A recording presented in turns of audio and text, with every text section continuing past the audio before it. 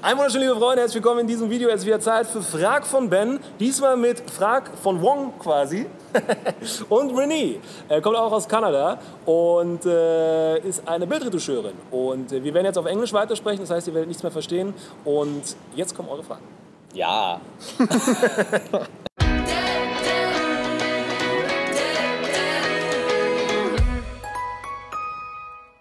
So, Julia asked, hey Ben, my question, when do you use the autofocus of the camera and when do you focus manually? And how do you do it on weddings? Weddings? Yeah. Ooh. Well, I don't shoot weddings to start with, so I don't really have that question or that problem. But I do use autofocus 95% of the time. And I will switch into manual focus if it requires some form of movement, if the person is going to be jumping towards the camera or moving towards me, and I know they're going to cross a very specific point, then I'm going to set my focus to that point and have them walk back and forth the same time over and over again, trying to catch them in the exact right position. So that's when I use manual focus. But if not, I'm Asian, I'm completely blind, so I can't manual focus. What about you? I use manual focus only when I'm doing composites. So if I have a large scene that I'm setting up and I need to be putting around a bunch of things, I will find my main central area, I will hit the focus, lock it into manual. I will autofocus it to that point and then leave it on manual focus and then put in all the items from there. So other than that, autofocus, man, blind, glasses.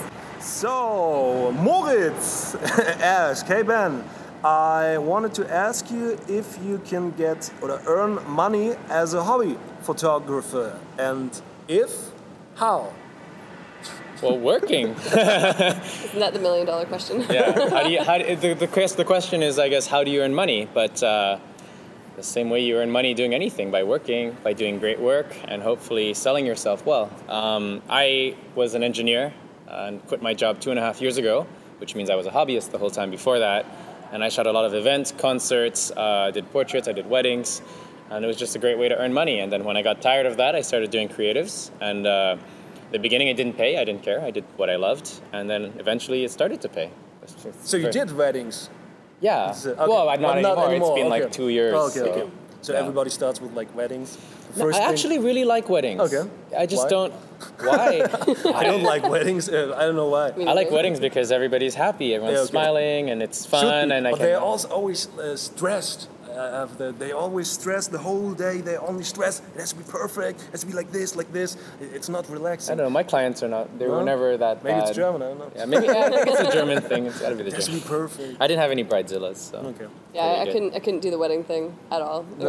I did one wedding for a really good friend of mine who had like no money, and that was 3 months into me picking up a camera. So the photos were horrible, and she got what she paid for. Okay. But otherwise, I can't do the weddings either. I mean, I know so many people are like, oh, but you can make so much money. I'm like, man, if I want to make a lot of money doing something I don't like, I'll go get a job where I don't have to hustle for the work that I'm doing. But, to each their own.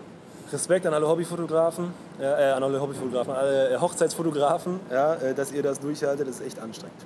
Francesco asked, hey Ben, are there photographers that inspire you, and do you also collect books of different photographers, and if, who? I have a couple books, very few. I have one from Tim Walker, I have one Annie Leibovitz, I think I have one from Joe McNally. I have the Moment It Clicks. Do you have that book from Joe McNally? Yeah, I think that's the one I have. Yeah. I have it also. I don't think I ever read it. No, But I bought it. went through it. Yeah, I think I took it once and I never looked at it again. I also bought it used.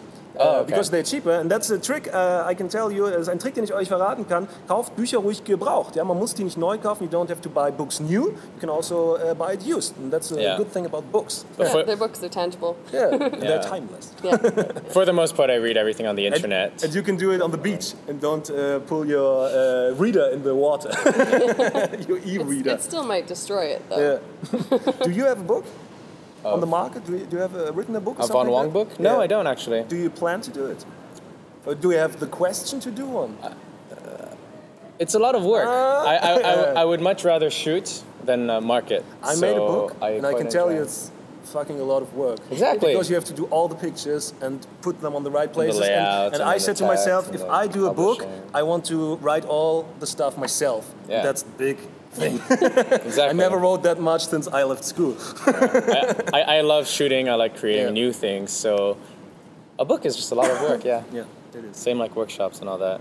Oliver asks, do you also photograph when it rains? I was 2 weeks ago in Ireland with 2 friends and we wanted to be prepared. So which equipment do you use when it rains? Like a jacket, stuff like that. Ooh. So what do you do when it rains if you have to shoot outside? It depends on the shoot, I guess. I mean, I do a lot of location shooting, but for the most part, it's never really rained on me. Or if it's rained, it's been quite small. Do you turn your shoot when it rains? Do you do like, I wanted to do some bikini shoots, now we do some rain shoots? No, It's a free project. I've built rain machines before. Okay. Yeah, I built my own little rain machine. I use water guns. I will bring rain into a shot. If it is raining, and it depends on the equipment you're going to use, a lot of the times, a lot of elaborate costumes and everything, like they can't get wet. So even if I want to get wet, the clothing can't get wet, or the hair and makeup is going to be ruined. So it really depends on the shoot. You can't really. There's no right answer. I mean, there have been times where it starts to rain a little bit, and if there's a certain amount I'm comfortable with, that I can get my gear a certain amount of wet, then I'm okay with. But some, my flashes are a little bit more sensitive. Yeah. So what I do, I use plastic bags. I always have it in my, like rubbish bags. I always have it in my bag, and I use it with a gum. What was it called in English? That rubber band. Yeah, rubber band. Drummer XX1. Do you always photograph raw? Yes. Yeah. Yes. And yes. Why? I put it on the back. Because if you ever need more information to recover highlights or shadows or anything, it's there. If you don't need it, that's okay.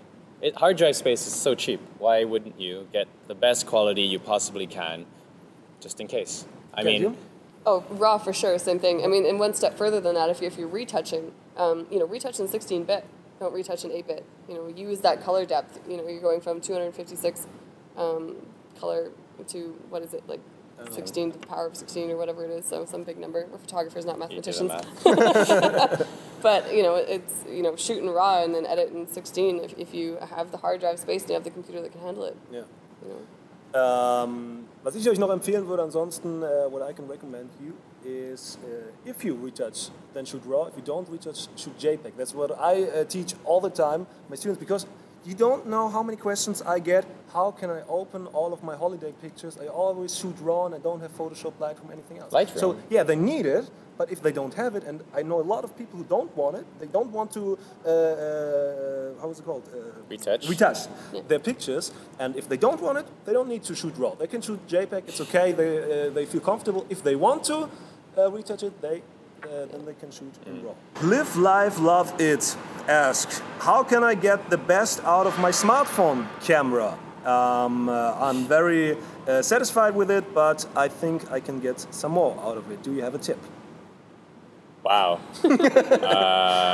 You can get a better smartphone with a better camera. You can download some programs. I think Nick or other things like that have built-in Snapseed. Yeah. Yeah, Mextures. Visco. You guys use Mextures? Visco. Mextures is awesome. Heard of it. Really? I don't edit things on my phone. That's right, and also you have an Android. Yeah, right now it's only working for iPhone, but Mextures is a really, really, really good photo editing app. It's basically, it's as powerful as Photoshop, but for your phone. Okay. So if you're on an Apple system, it's probably one of the best ones out there. Mextures. Tip from Canada. Yeah, MEXTURES. It's in the App Store. I think it's like $1 or something like that. Okay. It's I really, use really Instagram. good. I use Visco a lot of times. I use Instagram. And InstaSize, I can recommend as well. They make those white things on the top and front. If you use, you get Square Ready too, same thing. If you use Android, I use SquareDroid. It's called SquareDroid. Yeah. So what I can recommend as well, shoot in good light. Just have enough light, then the camera looks good. And the quality is good, because if you shoot in low light, you won't get good quality from your pictures and maybe not focus and stuff like that. Yeah. An iPhone, for example, if you have like a lot of light, it has a very good quality. Yeah, actually, Not as well. I have to say, I've got the new iPhone 5, Yeah. and the camera's actually pretty Yeah, solid. it is. It's not the Also from my Samsung, it's also well. I think there's like the Satisfied. Nokia Xperia or something, or something like that. It's that's like Sony. 46. Sony Xperia. That's Sony That's what it Xperia. is. Yeah, and it's got like 46 megapixels. That's the Nokia Lumia. That's There we 40. go. Oh, okay. Nokia, whatever. I obviously am not in phone sales, okay. but a friend of mine has one, and the photos that come out of it are actually pretty Yeah. awesome. It's like I think it's the And I best put a camera. video, I made a vlog with the Legria and stuff like that, and then I made one scene with my smartphone, and you don't see the difference of it, except of the fisheye, but it looks good from the quality. And the last question comes from Otakutomi.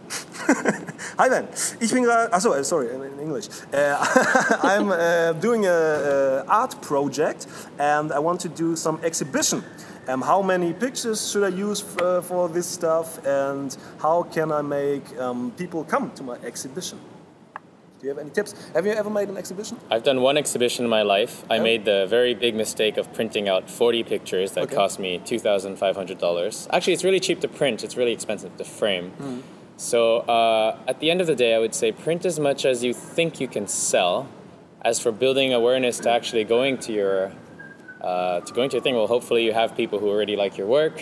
You have contacts. You can reach out to the press. They usually like local events, local art shows. You can team up with a cafe or something like that enjoys having these events with a little bit of alcohol or something where they'll let you go for free in exchange for the sales of their food and whatnot, or they take a commission. So it's not my world though, so I really can't help that much. Okay. Have you ever made an exhibition? I've done one ever, and it's the same thing, you know. It's just like It's just expensive, yeah.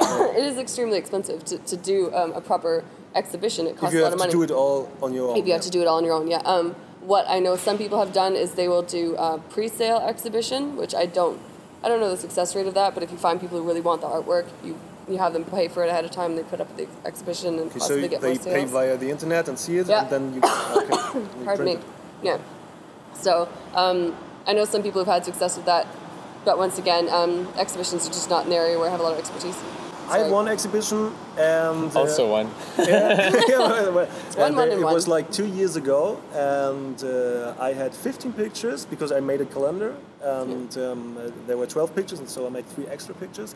But I were in the lucky situation that I got a sponsor printing all those things, so it was not that big deal for me. But if you do it all on your own, it's very expensive, and I would recommend as well doing not so many pictures, but really good pictures, and then it's great. So it's like in the portfolio, if you're having like 500 pictures in your portfolio, it's bullshit. Just have your best pictures in your portfolio and also on your exhibition. Quality over quantity for sure. Yep. Yeah. Okay.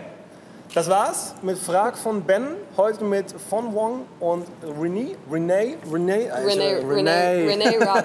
So ein Robyn. bisschen schwer, das auf Englisch auszusprechen. Ich hoffe, ihr konntet es trotzdem verstehen, obwohl es auf Englisch ist. Ja? Vielleicht ein Grund, um Englisch zu lernen. Ja, manchmal braucht man ja so einen kleinen Schlag auf den Hinterkopf. Also wenn ihr das Video verstehen wollt, dann einfach vielleicht Englisch lernen. Ja? Wir haben leider jetzt nicht die Möglichkeit, das alles zu untertiteln. Checkt auf jeden Fall den Kanal von Ben von Wong aus auf YouTube. Ich mache ihn hier runter. Und you also have a YouTube channel? I do have a YouTube channel, but Like there's not much going on to it. Okay, Freunde. Wenn Facebook. ihr wollt, ja, dann auf jeden Fall unten auch ihren Kanal abonnieren. What do you do on your YouTube channel? It's just starting up, honestly. Okay. Like the video area of my social media is very new, so I'm definitely more Facebook and Google Plus for sure. I put all the links in the description under the video. And what do you do on your YouTube channel? The people who don't know you. I have over 100 videos, behind-the-scene videos of how to shoot with fire, water, in different countries and different situations. And they're usually more exciting and always a blog post with some lighting diagrams. So it's kind of educational, kind of inspirational. Should be pretty cool. Checkt aus. Das war das Video für diese Woche. Ich hoffe, dir hat's gefallen. Wenn dem so ist, Daumen hoch geben. An der Seite siehst du noch mehr Videos übers Fotografieren. Hier gibt es zum Beispiel ein Video über ein Projekt aus dem Schwarzwald, so ein Naturfilm. Unten drunter 5 Fehler, die Hobbyfotografen machen. Hier ist der Abonnieren-Knopf draufklicken, kein Video mehr verpassen. Und nebendran der Link auf lernvonben.de. Da gibt es Online-Videotrainings, zum Beispiel über Landschaftsfotografie, das Fotorezept speziell für Anfänger und auch für alle Porträtfotografen, Shootingstar. Also checkt's aus. Bis zum nächsten Mal. Macht's gut. Und nicht vergessen, sag mal Einstellung, Digga. Oder in Englisch, give me the Einstellungs, Digga.